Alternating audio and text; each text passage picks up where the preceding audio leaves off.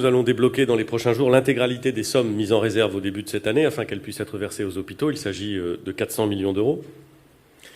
Nous avons également inversé cette tendance sur le plan de l'organisation. Les principes du plan Ma Santé 2022 sont clairs. Privilégier la qualité des soins plutôt que les logiques comptables, replacer le patient au cœur des soins et réorganiser la médecine de ville de manière à mieux l'articuler avec l'hôpital. Nous allons augmenter le budget de l'assurance maladie d'1,5 milliard d'euros sur les 3 prochaines années pour le secteur hospitalier. Sur ce 1,5 milliard des 3 prochaines années, il y aura 300 millions en plus dès 2020. Je précise, pour éviter tout malentendu, que ces sommes viennent en plus de la trajectoire budgétaire prévue par le gouvernement.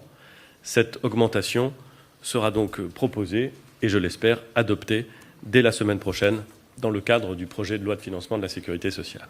Nous devons enfin reconnaître la situation spécifique de Paris et de la Petite Couronne, où les coûts de logement sont très élevés et où le tissu hospitalier est dense, avec des phénomènes de concurrence entre établissements sur le recrutement.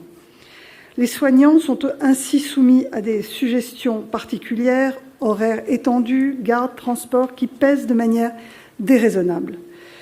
Pour ces raisons, nous prévoyons donc d'attribuer de façon pérenne une prime annuelle de 800 € par an aux 40 000 infirmiers et aides-soignants qui gagnent moins de 1 900 € mensuels.